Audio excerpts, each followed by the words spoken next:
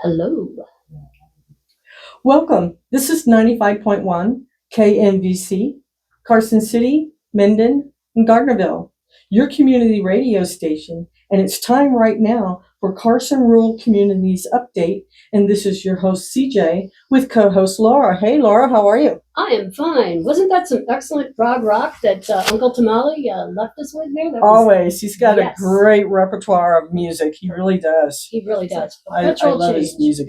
I look forward to driving in to hear his radio station, that segment. So I actually really love it. So, hey, we have a guest in the house today. We do indeed. Yes, we have Mr. Lee Brunnell with the Comstock Foundation to talk with us about the Donovan Mill that you and I just got to go see. We did. That was so awesome. Oh my God, we had so much fun.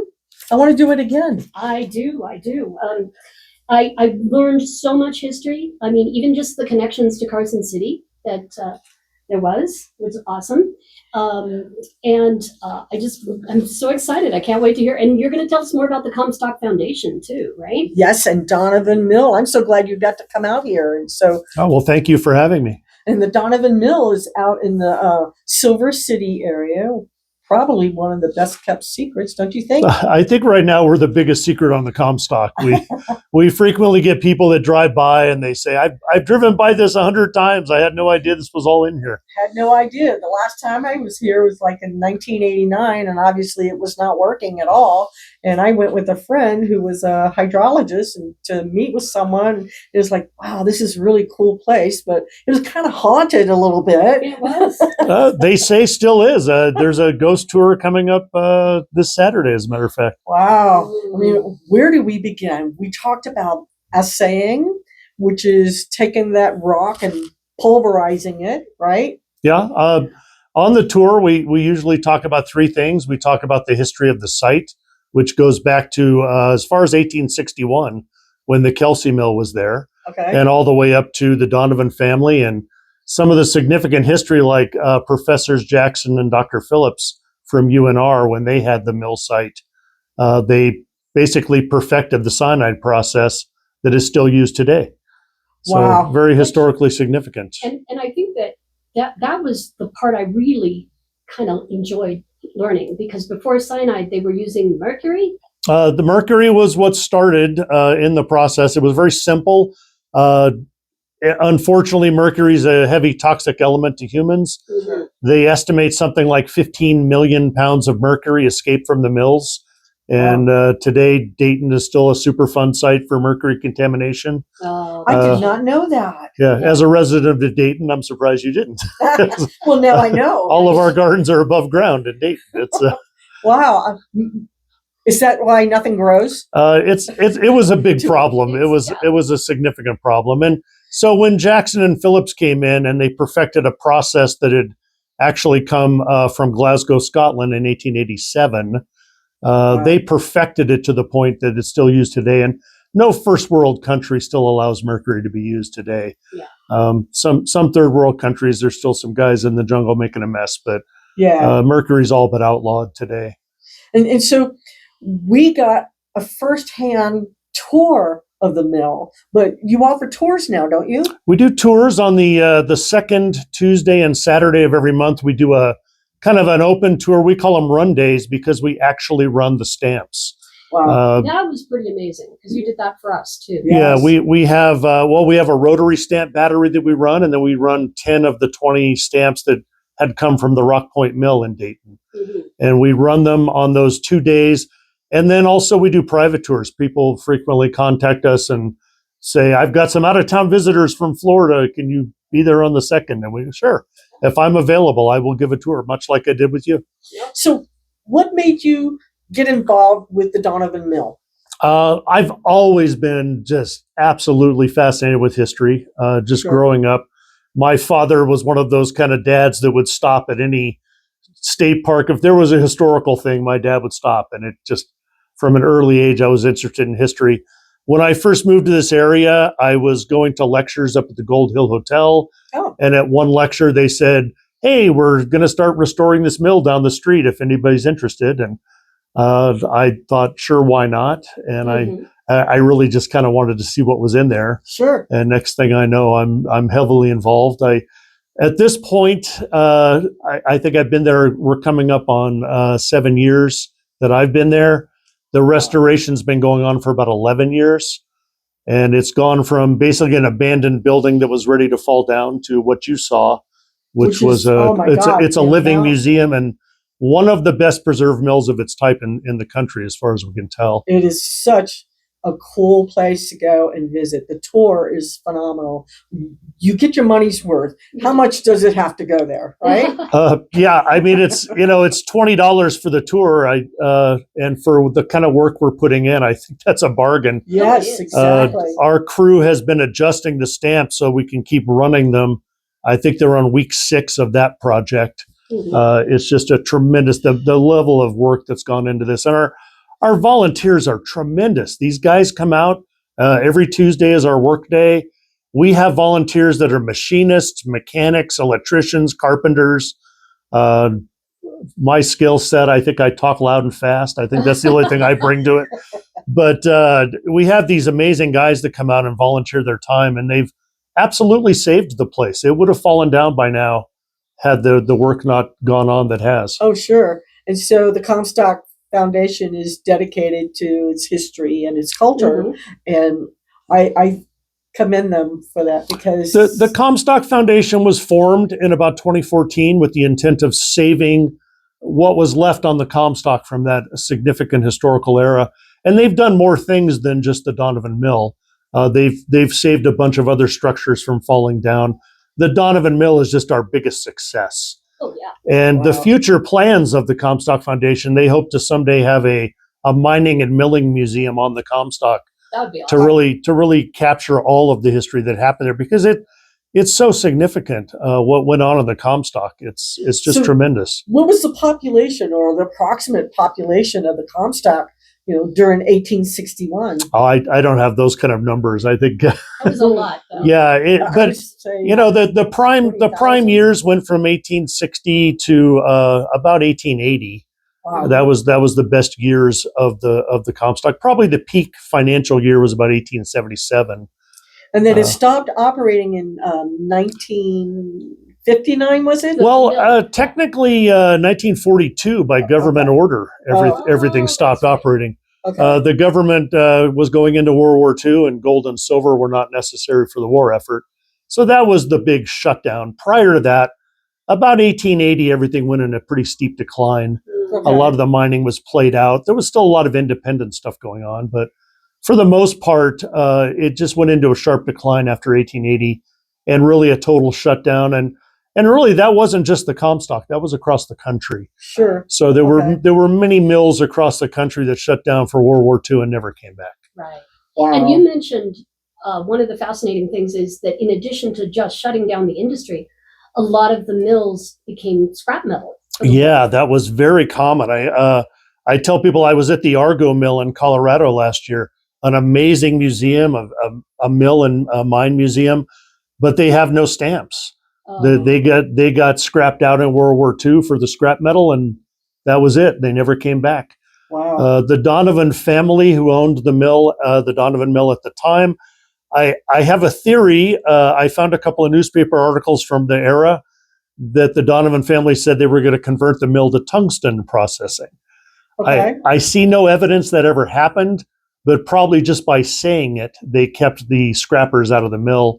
And so what's there now, we have the stamps that were used in the mill, the ones that came from the Rock Point Mill in 1937, and it's made the Donovan Mill an absolute time capsule treasure. Yes. So when is your next tour? I think we're just missing one right now. Well, there's two kinds of tour. There's the run days where we actually run. We just missed one. I think last Tuesday was this month. The 14th. It'll be I think it's the 14th of August. I think is our next big one, and the 8th. I think the 8th of August and the 11th of August. Yeah, I think that's the Tuesday and the Saturday. Yeah. And then we'll do September, and then our last day of the season, September 19th, is kind of special because we usually we have the early days gas engine people, these clubs where they run old gas engines and hit and miss engines. There's always some old tractors running around the site. and then we'll have blacksmithing going on. I was going to bring up the blacksmithing Yeah, classes. gold panning.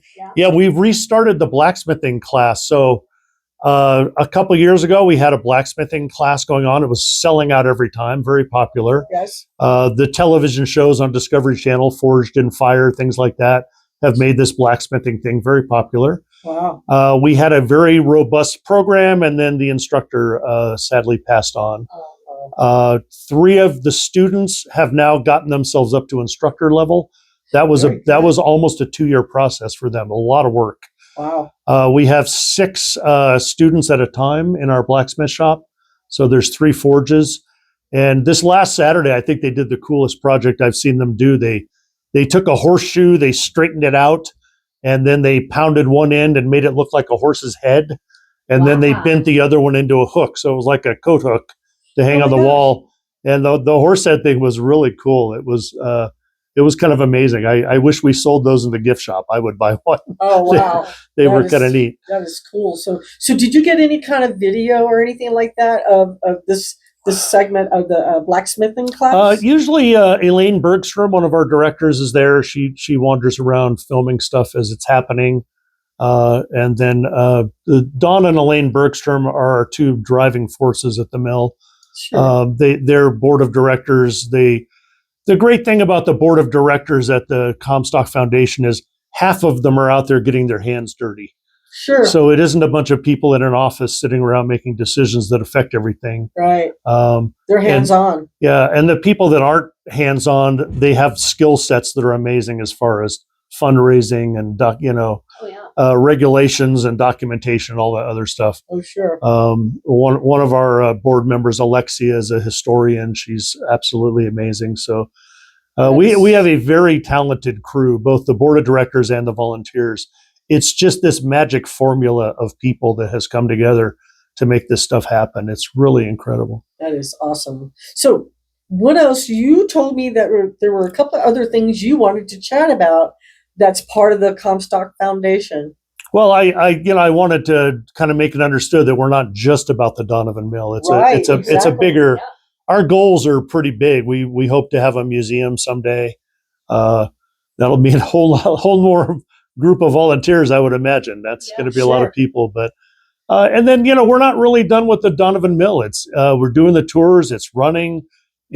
I look back on the photos from 5-6 years ago when every window was busted out, and now we have most of the windows replaced. We did over 700 panes of glass. Oh my gosh! Incredible. We had a grant from the Daughters of the American Revolution, and we spent the winter replacing windows and building new window frames. And so You had to do some foundation and some structural. oh my gosh, that was the biggest thing. Was every section of the facility was collapsing. Oh my gosh. The Dazzett Mill section, which goes back to 1890, the foundation was rotted out. The timbers were rotted.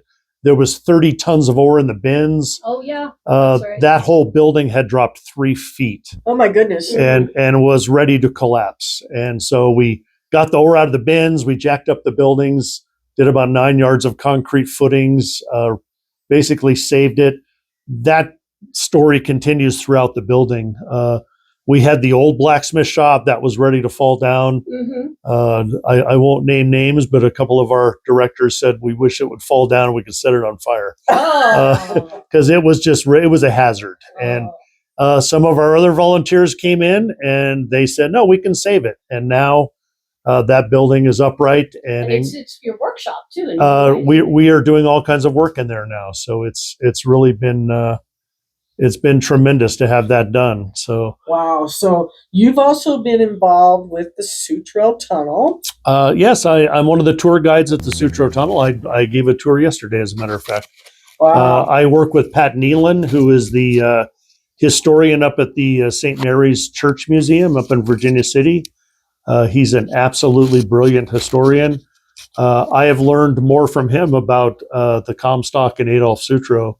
It's just an absolute honor to work with Pat. And Wow! so I give tours out at the Sutro Tunnel with him. And the Sutro Tunnel now is also, they're allowing self-guided tours. So that's If- That's incredible. what I heard. so if Yeah. you don't want to spend the 2 hours listening to Pat and I talk about history, you you can walk around the site, and now there's a number of historical placards that have been placed, so you can kind of get the idea of what happened there. Yeah, that is very cool. So it's really neat. I think really to still get into the tunnel, I think you have to be with Pat and I. I don't know that That you makes can sense. always get in the tunnel.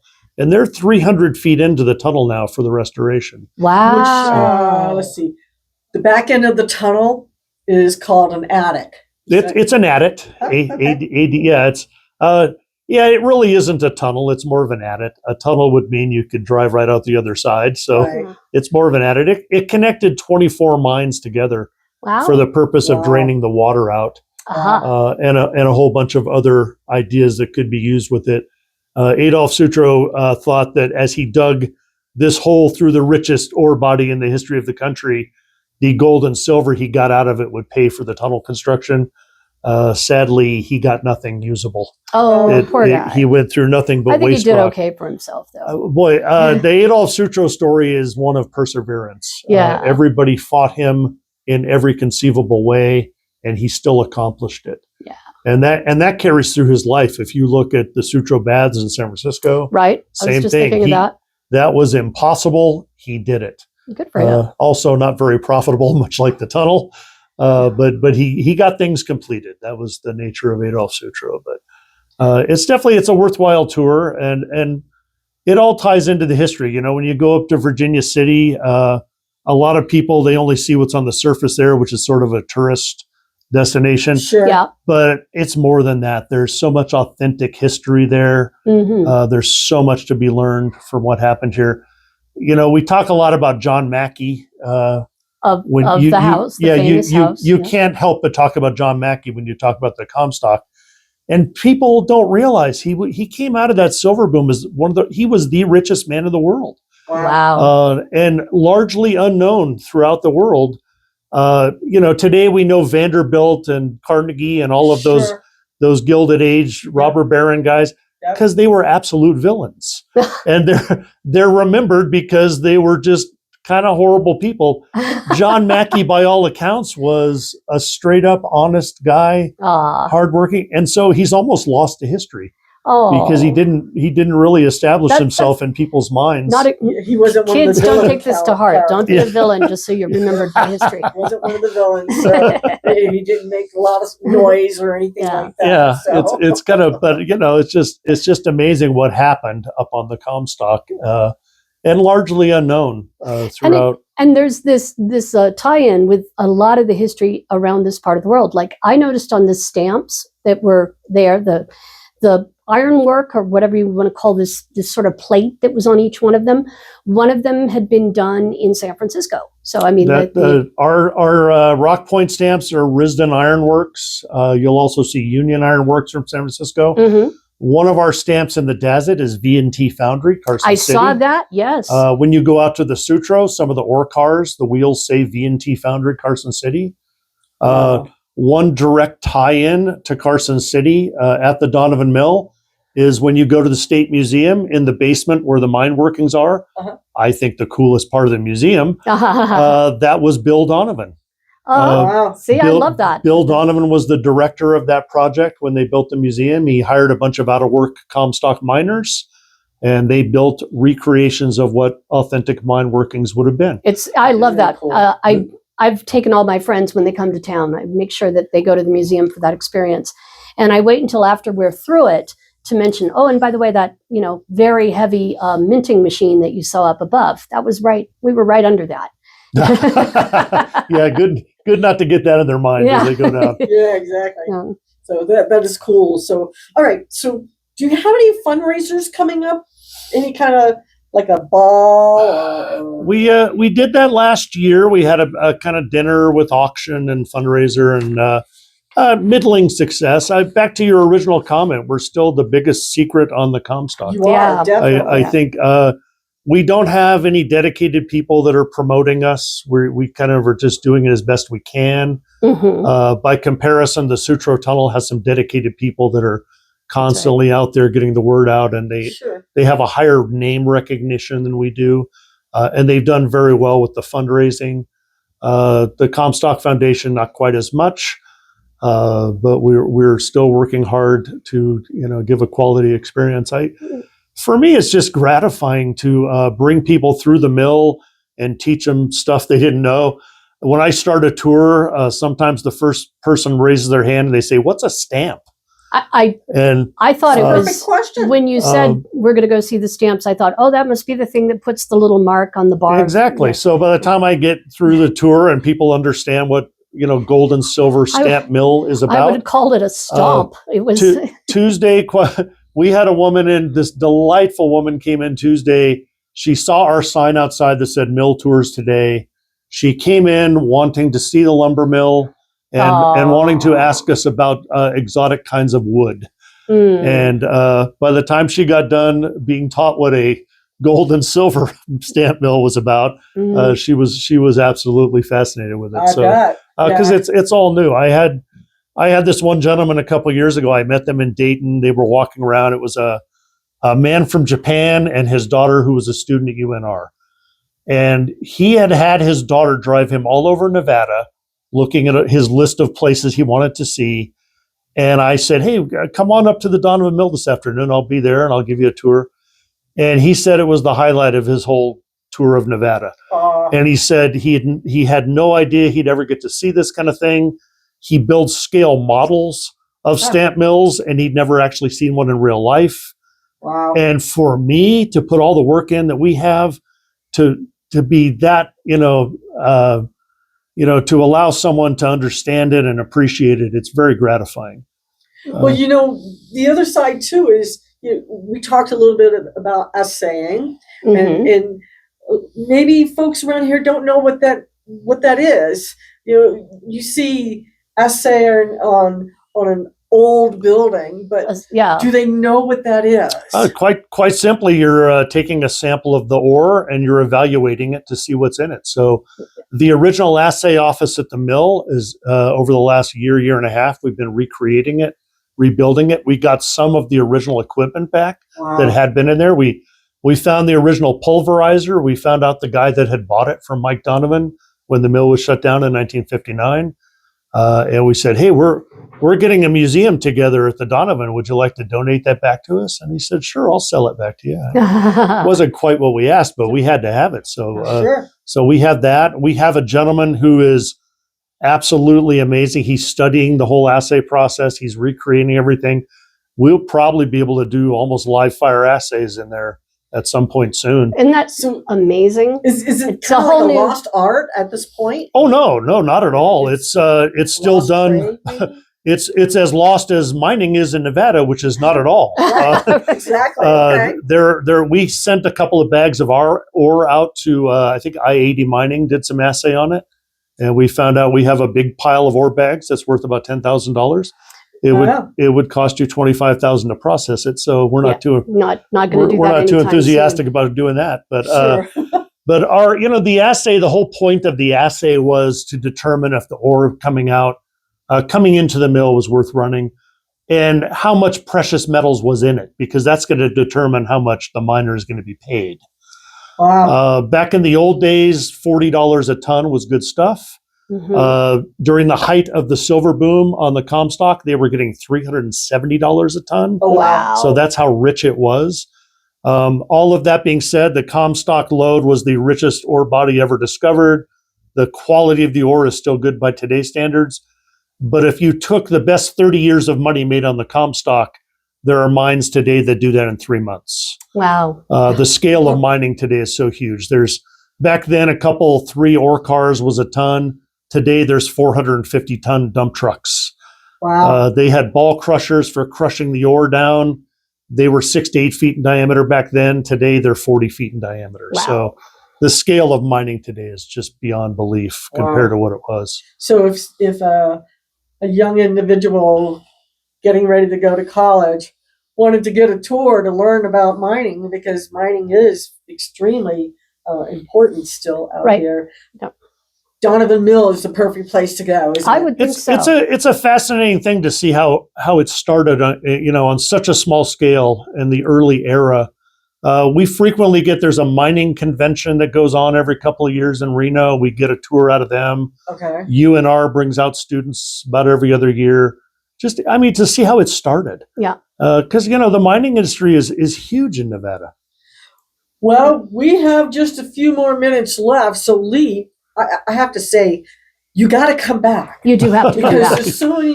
there's so much more that we need to talk about. Well, I would say you have to come back to the mill. I know, I have to there come we back are. to the mill, so we can do that. I had so much fun. And you know what?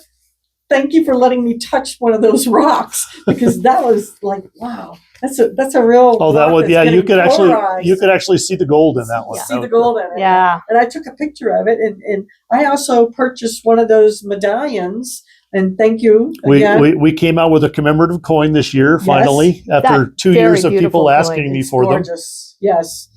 So I plan to mosaic mine to put up on the wall. That's one of my fun things that I like to do. But so go ahead and tell us what what else we have for PSA We've got some today. lovely events coming up.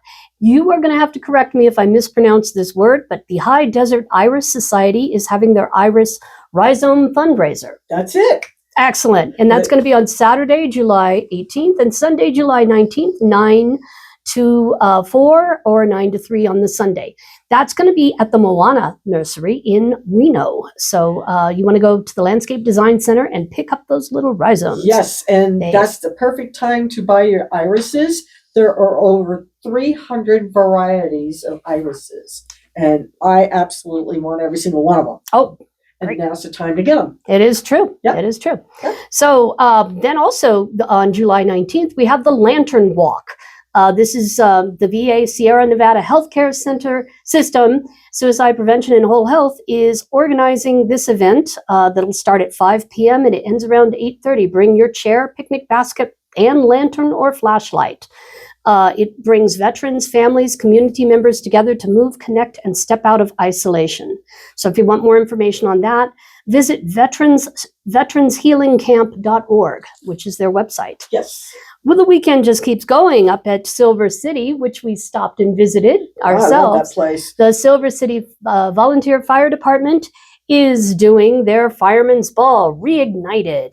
That's going to feature a number of great musicians, including Matt Axton. It's July 18th, 1 till dark at the Silver City Park. Wonderful Wow. place. Over in Fallon on the weekend of the 24th and 25th, the Fallon Community Market is setting up at the Best Elementary School on East Williams Avenue in Fallon. You can find out more about that by visiting their Facebook page, Fallon Community Events. So there we go. And then over in Yerington, we have in mid-August, August 13th and 16th, it's the Lyon County Fair. Yes. Now, right now, they are accepting entries. They will be due by August 1st, so you want to get those in. And I think to do that, you just go visit their website at ssyls.com. Speaking of fairs and speaking of exhibitors, the Lyon County Fair is also looking for crafters. Again, you're going to want to get those entries in pretty quick. So do visit that fair site, the website I just mentioned, or call Donna McDonald at 775-309-3720. And wow, it just keeps coming. The Desert Pigs on August 15th are going to be doing a fundraiser for the Desert Pigs at the Luck Ranch Supply in Dayton. Your Tough home. Luck Ranch and Supply. A Tough Luck Yes. Ranch and Supply, Yes. August 15th. That's 10 a.m. to 4 p.m. I would wear sunscreen for that. Yes. And we're bringing it all home to the Sutro Tunnel Harvest Festival on October 10th. So that's one to kind of get yourself in the mood for fall. You can go to the sutrotunnel.org website to find out more about that. Ooh, And- that's a big one. They're going to probably release the new statue of Adolf Sutro. So the one you have here Oh my in Carson gosh. City, another one has been made, Ooh. and it's going to be at the tunnel. Oh, can't wait. I think the plan was to reveal it on that Harvest Festival. So Oh, that's Excellent. cool. we'll see. Excellent. Well, we'll keep talking about that one as Well, the weeks go by. Right. And so we're almost out of time now. But Lee, thank you so much for coming to Thank visit you. with us. And It's never a dull moment when you go on those tours. It's tough to be bored in northern Nevada, I'm judging by telling all you. the events you just Yeah. laid out. So Yes. All right. Well, are we going to hit the dusty trail? Yes, we are. Okay, So signing everyone, off. thank you for listening, and we love you. And it's time to say bye-bye now. So bye-bye.